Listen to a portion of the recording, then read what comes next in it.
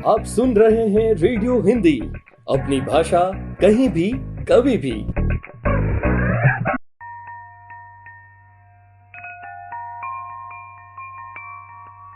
दोस्तों, आप सुन रहे हैं शख्सियत आरजे अलका के साथ। नमस्कार दोस्तों, एक बार फिर से आरजे अलका आप सबका स्वागत करती है रेडियो हिंदी के इस खास कार्यक्रम शख्सियत पर।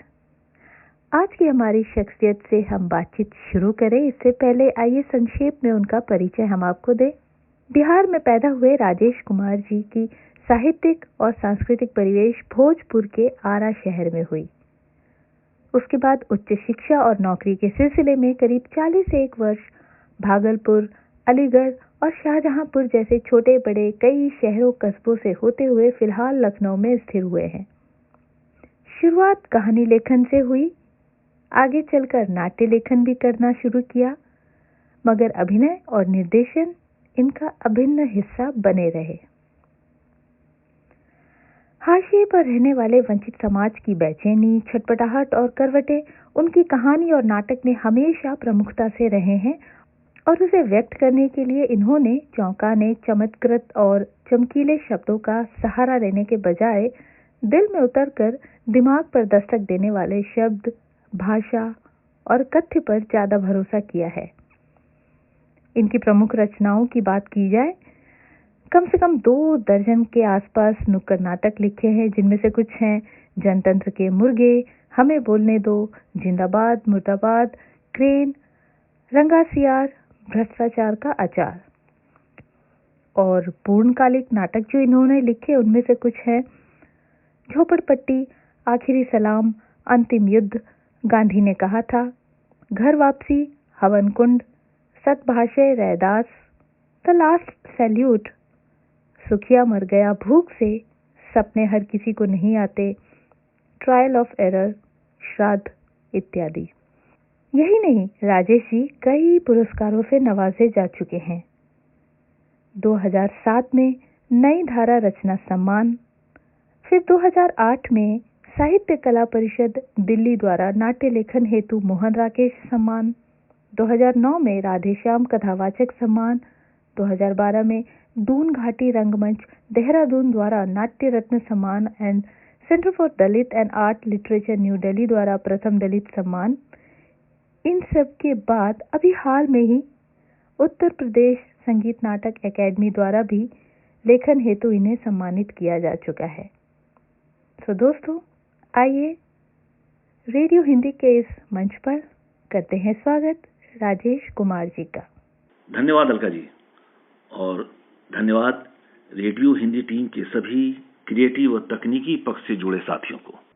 राजेश जी, सबसे पहला सवाल हम आपसे ये जानना चाहेंगे कि नुक्कड़ नाटक और प्रोसिनियम नाटक के बीच एक दीवार खींचने की कोशिश हमेशा से रही है।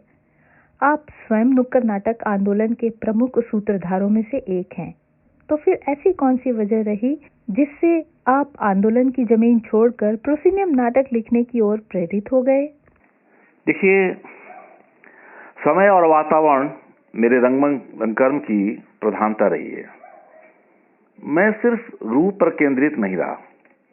नाटक करना मौजूदा व्यवस्था के प्रति एक विद्रोह है। जो व्यवस्था में परिवर्तन नहीं चाहते, उनके बीच नाटक करना एक क्रांतिकारी कदम है, और इसे करने के लिए रूप प्रमुख नहीं है। नाटक कहीं भी किया जा सकता है, नुक्कड़ और मंच पर भी। कोई जिद नहीं होनी चाहिए कि नुक्कड़ पर नाटक करते हैं तो मंच पर नहीं करेंगे, या मंच एक अभिजात रूप है और वहां नाटक करने से प्रतिक्रियावादियों की पंक्ति में आ जाएंगे। या यह धारणा भी निर्मूल है कि जो सोचते हैं कि नुक्कड़ पर नाटक करने से नाटक की हत्या हो जाएगी। दोनों एक तरह का अतिवाद है। रूप और कथ्य दोनों का समान महत्व है, किसी को भी कमतर नहीं आंकना चाहिए। जब आंदोलन तेज था, मैंने नाटक को खुले में करने को कारगर समझा, और जब इत्मीनान से लोगों के अंदर तर्क के आधार पर बात बिठानी थी, तो दर्शकों के बीच बरामदे, चौपाल, बड़े हाथे में और छोटे बड़े प्रेक्षागृहों में किया। प्रेक्षागृह में जब भी नाटक किया तो इसी नजरिए से किया कि नाटक का अपना एक अलग माध्यम होता है। देखिए, मैं पहले कहानियां लिखता था, लगभग 1 दर्जन कहानियां लिखी भी, जो आरंभ में धर्मयुग, सारिका, कथन जैसे पत्रिकाओं में प्रकाशित हुई। लेकिन लिखने के दौरान बार बार मेरे अंतर्मन में यह द्वंद्व चलता रहा कि लिखे हुए शब्दों की सीमा क्या प्रकाशन तक ही है। मेरे अंदर एक कलाकार का मन उपस्थित रहता था, वह बार बार बाहर आने के लिए अकुलाता रहता था। जब वो अंकुरित हुआ तो नाटक के रूप में प्रकट हुआ। यह उद्गार कोई इमोशनल नहीं था, यह वह दौर था जो बिना किसी बिंब, प्रतीक, उपमा के सहज और स्पष्ट शब्दों में कहने के लिए कविता हो या नाटक नुक्कड़ों, चौराहों पर उतर रहा था। जनकवि नागार्जुन मंच से उतरकर जमीन पर आ गए थे।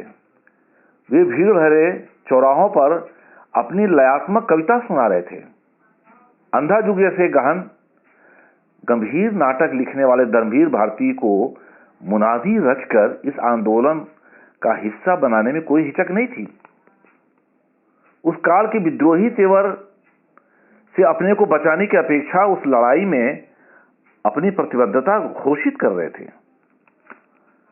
सामंतों के खिलाफ खेत खलिहानों में काम करने वाले किसान, कलकत्ता की सड़कों पर अपनी महत्वाकांक्षाओं को तज कर एक नए सपने को लेकर उतरे छात्र और उन पर ढाए जा रहे सत्ता के बर्बर जुल्म कला साहित्य में एक नया अध्याय रच रहे थे। मुझ पर इन सबका गहरा असर पड़ा। तटस्थ रहना संभव नहीं था। औरों के लिए भले ही कैरियर बनाने, यश पाने और धनोपार्जन का साधन होता हो, पर मेरे लिए वो एक हथियार है। मुझे इसके सहारे ही लड़ाई लड़नी है, जो हर तरफ व्याप्त है। धर्म, सांप्रदायिकता, जातीयता का मुखौटा पहनकर जो समाज में नफरत और अलगाव फैला रहे हैं, उनके विरुद्ध नाटक करना मेरा फौरी जवाब है। मेरे लिए नाटक एक प्लेटफॉर्म है जहां से सांस्कृतिक प्रतिरोध किया जा सकता है। आज जो लोग धर्म के नाम पर घृणा का कथ्य और रूप में सामंजस्य बना रहे हैं, ऐसे में दर्शकों को किसी इल्यूजन में रखना मेरे रंगकर्म का मकसद कभी नहीं रहा। आपके नाटकों में समसामयिक मुद्दों की प्रधानता रहती है। इस कारण कई बार ऐसा प्रतीत होता है कि आप अपने समय में जल्दी से कुछ हस्तक्षेप करना चाहते हैं। तो आप बताएं कि मूलतः आप अपने आप को नाटककार मानते हैं या कल्चरल एक्टिविस्ट? देखिए, क्योंकि समाज में मेरा हमेशा से लगाव रहा है, उनके बीच उठता बैठता हूं, इसलिए समाज के उतार चढ़ाव की स्पष्ट परछाइयां मेरे नाटकों में आती रही है। कुछ लोग बदलाव को नाटक में उभारने से परहेज करते हैं, उसे किसी न किसी तर्क से खारिज करने पथ्य में ठेल देते हैं। देखिए, मैंने हाशिए पर पड़े समाज को अपने नाटक के केंद्र में लाने में जरा भी कोताही नहीं की। मुझे लगा उत्पीड़ितों, वंचितों की रंगमंच पर व्याख्या यदि हम नहीं करेंगे तो कौन करेगा? कोई बाहर से आकर तो करेगा नहीं। न सरकार की कोई योजना है। केवल कहने से काम नहीं चलेगा, इन्हें मंच पर उतारना ही होगा। ऐसा संभव नहीं कि नाटक तो आप सत्ता के प्रायोजित विषयों पर करें, विश्व बाजार को देखकर लोक रंगों को रचें और वहां के लोक पर ढाए जा रहे शोषण, दमन को किसी और के लिए छोड़ दें। अब व्यक्ति की स्वतंत्रता का आलंबन लेकर अपने लोक के यथार्थ को अनाथों की तरफ भटकने दें। राजनीति में जैसे होल टाइमर होते हैं, वैसे ही संस्कृति के क्षेत्र का, विशेषकर रंगकर्म का मैं एक्टिविस्ट। रंगकर्म में ही जीता हूं और कहीं भी चादर बिछाकर सो जाता हूं। एक्टिविस्ट कहलाने मुझे कोई शर्मिंदगी नहीं है, मुझे संबोधन पर फक्र है। राजेश जी, एक सवाल यहाँ मन में आ रहा है कि राजनीतिक नाटकों की अगर चर्चा की जाए तो अक्सर इस तरह के नाटकों को कलाविहीन और नारेबाजी कहकर खारिज करने की कोशिश की जाती है। तो इस संबंध में आप क्या सोचते हैं? राजनीति के प्रति कलाकर्मियों का दृष्टिकोण जरा तंग रहता है, पर मेरे लिए यह कोई अस्पृश्य नहीं है। जो कहते हैं कि मेरे नाटकों में राजनीति होती है, वे लोग बहुत सयाने हैं। ऐसा नहीं कि बाजार में क्या हो रहा है वे नहीं जानते हैं। वे राजनीतिक गतिविधियों में शरीक नहीं होते हैं, लेकिन जनता के प्रतिरोध से अच्छी तरह वाकिफ होते हैं। वे यह भी जताने की कोशिश करते हैं कि राजनीतिक क्रियाकलापों से मेरा कोई संबंध नहीं है, लेकिन जनता के विरोध में सबसे पहले जाने वाले लोग भी यही होते हैं। ये वे लोग हैं जो कलावाद का मुखौटा लगाकर सबसे ज्यादा राजनीति करते हैं। हाँ, उनकी राजनीतिक दिशा वह नहीं होती जो हमारी होती है। ये अपने आप को अराजनीतिक बताकर नाटक में यथास्थितिवाद की पुरजोर वकालत करते नजर आते हैं तथा राष्ट्रीय अंतर्राष्ट्रीय कंपनियों को होने वाले भ्रष्टाचार की लीपापोती करते हुए प्रगति और विकास के कसीदे करते हुए दिखाई देते। वे संस्कृति के नाम पर परंपरा के अग्रणी हितैषी होते हैं और अंधराष्ट्रवाद का आलाप करते हैं। नाटक में जब चेतना का भाव जाग आएगा तो उसका राजनीतिक रूप अख्तियार करना स्वाभाविक है। ब्रेट गोगल, गोरकी, उत्पल दत्त, जेपी देशपांडे, स्वदेश दीपक जैसे नाटककारों के नाटकों में राजनीति भूलवश नहीं है, उस समय का वो यथार्थ है। मैंने भी अपने नाटकों में सांप्रदायिकता, अस्पृश्यता और भ्रष्टाचार जैसे सवाल रखे हैं, तो लाजिमी है उस राजनीति का भी आना जो जनता की आकांक्षाओं को पूर्ति के लिए एक उद्देश्य और मिशन के रूप में है।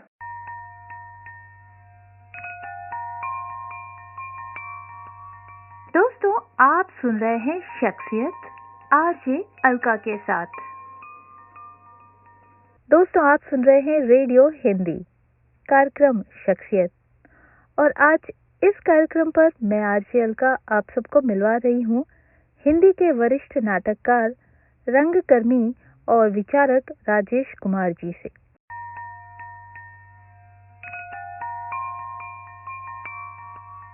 दोस्तों, आप सुन रहे हैं शख्सियत आरजे अलका के साथ। राजेश जी, अगला सवाल आपसे। एक संस्कृत कर्मी और नाटककार के तौर पर जब आप राजनीति की बातें करते हैं तो उसका आशय क्या होता है? संस्कृति और राजनीति के बीच क्या कोई संबंध आप देखते हैं? देखिए, रंगकर में प्रायः राजनीति की बात करने पर लोग उसे राजनीतिक पार्टियों से जोड़ने लगते हैं, जबकि दोनों अलग अलग हैं। यह दूसरी बात है कि दोनों पास पास भी हैं। दुनिया भर में जहां भी व्यवस्था परिवर्तन हुए हैं वहां राजनीतिक पार्टियों और सांस्कृतिक संगठनों का करीबी रिश्ता रहा है, वो चाहे रूस हो, फ्रांस हो या चीन। हम अपने मुल्क को ही लें, सांस्कृतिक आंदोलनों ने राजनीतिक पार्टियों के लिए एक ठोस धरातल तैयार किया। इब्टा का उदाहरण हमारे सामने है। एक सामाजिक परिघटना से उत्पन्न हुआ सांस्कृतिक आंदोलन जब तत्कालीन वामपंथ के करीब आया, वैचारिक रूप से और मजबूत हो गया, कला साहित्य की धार और तेज हो गई। लेकिन इस सांस्कृतिक आंदोलन पर जब पार्टी के फरमान चलने लगे तो क्या असर हुआ, सभी को मालूम है। मुंशी प्रेमचंद की वो बातें हमेशा याद रखनी चाहिए जो उन्होंने इस परिप्रेक्ष्य में कही थी कि साहित्य राजनीति के आगे चलने वाली मशाल है। नाटक को राजनीतिक पार्टी के मैनिफेस्टो के प्रचार प्रसार में लगा देना, वोट उगाने का तंत्र बना देना सांस्कृतिक आंदोलन की जड़ पर कुल्हाड़ी चलाने जैसा है। इस तरह गलतियां कई वामपंथी दलों ने की है। नतीजा यह है कि जो संस्थाएं इनके करीब थी छटक गई, छिन्न भिन्न हो गई, और अब वह तालमेल रहा ही नहीं जो पहले हुआ करता था, बल्कि गलत धारणा के शिकार दोनों पक्ष के लोग हो गए हैं। राजनीतिक पार्टियां सांस्कृतिक कर्म को दोयम दर्जे का कार्य समझ रही हैं। संस्कृत कर्मियों को अराजनीतिक का मुलम्मा जड़कर नजरअंदाज कर रही है। वहीं संस्कृत कर्मी इस मुगालते में जी रहे हैं कि राजनीतिक पार्टियों को कला साहित्य की तमीज़ी क्या है, जबकि सच्चाई यह है कि किसी तरह जोड़ तोड़कर राजनीतिक पार्टियां सत्ता पा भी लें तो ये ज्यादा दिनों तक स्थिर नहीं रह सकती जब तक सामाजिक सांस्कृतिक स्तर पर जमीन मजबूत न हो। कोई भी सांस्कृतिक आंदोलन बिना विचार, दर्शन, सिद्धांत के बहुत दिनों तक नहीं चल सकता। उसमें भटकाव, टूटन आना तय है। इसलिए किसी भी सांस्कृतिक आंदोलन के पास राजनीतिक पार्टी की उस आंच का होना भी लाजमी है जो बहुसंख्य का पक्षधर हो, उनकी आवाज हो। आपसे जानना चाहूंगी कि संस्कृति के क्षेत्र में बढ़ते सरकारी हस्तक्षेप के क्या दुष्परिणाम हैं, ये बताएं। देखिए, हमेशा से दो तरह की संस्कृति रही है, उनकी धाराएं भी अलग अलग रही है। एक संस्कृति सत्ता पक्ष की और दूसरी प्रतिपक्ष की।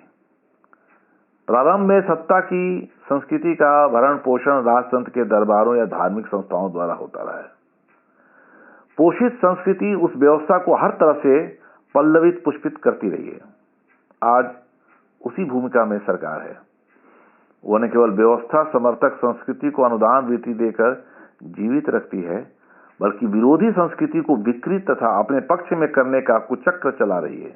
प्रशासन को जो लगा कि नुक्कड़ नाटक जनता के बीच आकर विरोध को व्यापकता दे रहा है, उसने हर तरह से इस नाट्य रूप को कुंद करने के प्रयास किए।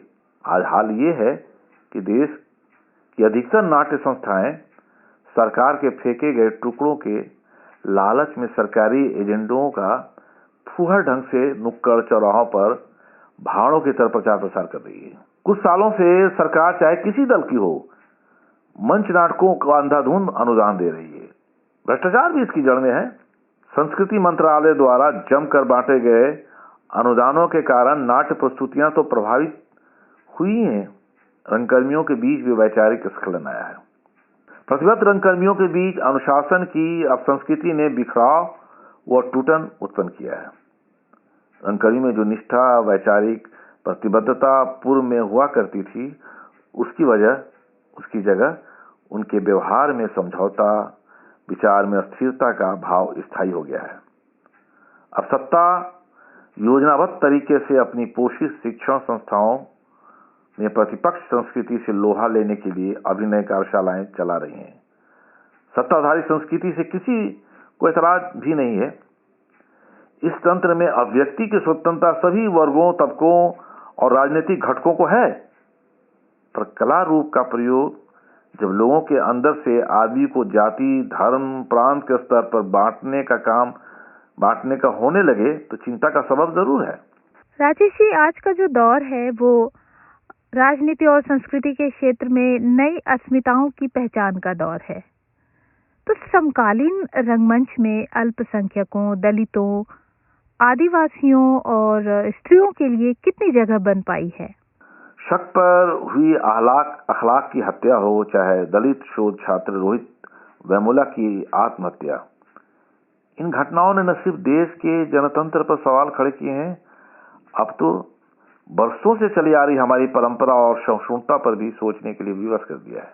संस्कृति भी इसके कटघरे में आ गई है। रंगकर्म में भी बहस छिड़ गई है कि वर्तमान रंगमंच में अल्पसंख्यक, दलित, आदिवासी और स्त्रियां कहाँ हैं। ऐसा तो नहीं कि उत्पीड़ितों, वंचितों के लिए रंगमंच में कोई जगह ही नहीं है, या जानबूझकर इस मुद्दे पर मंच पर लाना ही नहीं चाहते हैं। डॉक्टर अंबेडकर ने दलितों के सम्मान के लिए जो राजनीतिक लड़ाई छेड़ी थी, उससे साहित्य संस्कृति की जो धारा निकली, उसे कालांतर में साहित्य में आने से कोई न रोक सका और न ही मंच से विस्थापित करने में। सवर्ण रंगकर्मियों के एक बड़े तबके ने दलित थिएटर को जातिवादी थिएटर बताया। रंगमंच के मठाधीशों ने इसे रंगमंच के लिए खतरा कहा, लेकिन दलित थिएटर का जो स्वरूप रंग जगत में उभर कर आया, उसे देखकर स्पष्ट हो गया कि दलित थिएटर रंगमंच कर्म में जातिवाद को फैलाने नहीं, बल्कि धर्म की आड़ में जिस वर्ण व्यवस्था को मजबूत किया जाता रहा है, श्रेष्ठता के आधार पर किसी को उच्च तो किसी को निम्न घोषित किया जा रहा है, उसे भंग करना है। दलित थिएटर कहीं से आयातित नहीं है, यह उसकी सामाजिक व्यवस्था की देन है, जिसमें जाति और वर्ण के आधार पर मनुष्य में अंतर किया जाता है और समाज के एक बड़े तबके को अछूत मान जाता है। इस अमानुषता के विरोध का नाम ही दलित थिएटर है। दलित थिएटर का संबंध वर्ण जाति व्यवस्था के अस्वीकार से है। विभिन्न विधाओं में यह विरोध बहुत पहले से है, थिएटर में हाल फिलहाल का है, इसलिए वर्णवादी सोच वाले रंगकर्मियों को नागवार लगता है।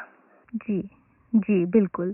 तो वर्तमान सांस्कृतिक परिवेश में रंगकर्म की चुनौतियों से पार पाने का कोई रास्ता आपको दिखाई पड़ता है?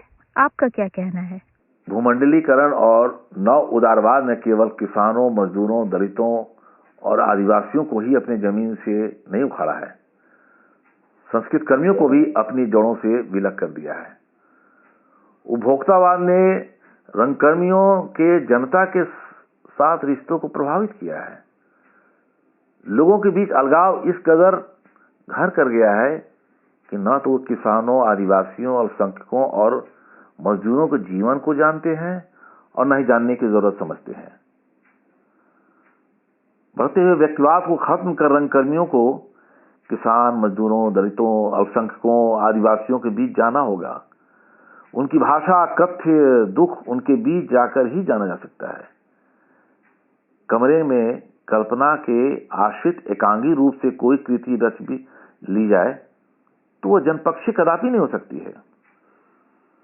भूमंडलीकरण ने पूंजी के आधार पर समाज के लोगों के बीच जो वर्ग भेद उत्पन्न किया है, सामंतवाद ने वर्ण व्यवस्था को यथावत रखते हुए जातिगत श्रेष्ठता का जो कुचक रचा है, उस व्यूह को तोड़ने के लिए रंगकर्मियों को न केवल डिक्लास होना होगा बल्कि अपने आप को डिकास्ट भी करना होगा। उन्हें इस भ्रम में अपने आप को से बाहर निकालना होगा कि लोगों को निरंतर कला साहित्य का क्या ज्ञान होगा। जनता का नाटक जनता के बीच से ही आएगा। सरकारी संस्थानों से प्रशिक्षण प्राप्त करने वाले अधिकतर इस खामखाली में रहते हैं कि सामान्य जन उन्हें रंगकर के बारे में क्या सिखाएंगे। रंगकर्म का सौंदर्य शास्त्र किताबों में जो पढ़ लिया वो पर्याप्त है। यह दृष्टिकोण व्यवहारिक नहीं है। यूनान की कला साहित्य गोष्ठी में माओ ने जो भाषण दिया था वो आज फिर से प्रासंगिक हो गया है। उन्होंने सवाल उठाया था कि हमारी कला साहित्य अगर किसके लिए है। प्रतिक्रियावादियों के पास अकूत पैसा है, फिर भी वे किसी श्रेष्ठ रचना का सृजन नहीं कर पा रहे हैं। ऐसे लेखक जो व्यक्तिवादी निम्न पूंजीपति वर्ग के दृष्टि बिंदु से चिपके रहते हैं, कभी क्रांतिकारी मजदूरों, किसानों, सैनिकों के विशाल जन समुदाय की सच्ची सेवा नहीं कर सकती। इसलिए पहले रंगकर्मियों को तय करना होगा कि उनकी कला साहित्य किसके लिए है। आपने जहां अपना वर्ग तय किया, रंगकर्म की दिशा स्पष्ट होने लगती है और सामने का कोहरा विचार की धूप से छटने लगता है। जी राजेश जी, चूंकि बात रेडियो हिंदी पर हो रही है, इसलिए आपसे जानना चाहूंगी कि रेडियो से आप किस तरह से जुड़े रहे हैं, इस पर रोशनी डालिएगा। अलका जी, मैं रेडियो से तब से जुड़ा हूं जब भारत में टीवी चैनल जैसी कोई माध्यम का कहीं दूर दूर तक पता भी नहीं था। बात 76 के आसपास की है। मैं बिहार का रहने वाला हूं। उन दिनों पूरे बिहार में 2-3 जगहों से ही रेडियो का प्रसारण होता था। उन दिनों जब कहानी लिखना शुरू किया था, रेडियो पर किसी भी कहानीकार के लिए कहानी का प्रसारण बहुत बड़ी बात होती थी। मैं लगभग 10 वर्षों तक पटना और भागलपुर रेडियो स्टेशन से कहानी का पाठ करता रहा हूं। रंगकर्मी होने के नाते रेडियो का बी ग्रेड का कलाकार भी रहा। भागलपुर में इंजीनियरिंग की पढ़ाई के दौरान दर्जनों नाटकों में बतौर अभिनेता कार्य किया। रेडियो से लगाव अभी छूटा नहीं है। जब भी मौका मिलता है, लखनऊ रेडियो के किसी न किसी कार्यक्रम से जुड़ ही जाता हूं। जी। इससे पहले कि हम आपसे विदा लें, मंडी थिएटर और उसका ब्रॉडकास्टिंग विंग रेडियो हिंदी, इन दर्शकों और श्रोताओं के लिए आप क्या संदेश देना चाहेंगे? भारत से इतनी दूर होने के बावजूद रेडियो हिंदी जिस तरह शिकागो और आसपास के शहरों में हिंदी, भोजपुरी और अब जैसा आप बता रहे हैं 3 महीने से बांग्ला कार्यक्रमों के माध्यम से लोगों तक भारत की संस्कृति, सभ्यता और परंपरा को पहुंचा रही हैं, तथा मंडी थिएटर के माध्यम से लोगों के बीच भारतीय रंगमंच की अवधारणाओं से लोगों को परिचित करा रही हैं, ये महत्वपूर्ण कार्य है। आपका उद्देश्य, मकसद को सलाम और ढेर सारी शुभकामनाएं। बहुत बहुत धन्यवाद राजेश जी, आपसे बातचीत करके बहुत अच्छा लगा। श्रोताओं, हम उम्मीद करते हैं कि आप सबने भी हमारी इस बातचीत का लुत्फ उठाया होगा। तो इसी के साथ राजेश जी से हम लेंगे विदा। बहुत जल्दी शख्सियत के एक और एपिसोड पर आप सभी से होगी मुलाकात। तब तक के लिए नमस्कार।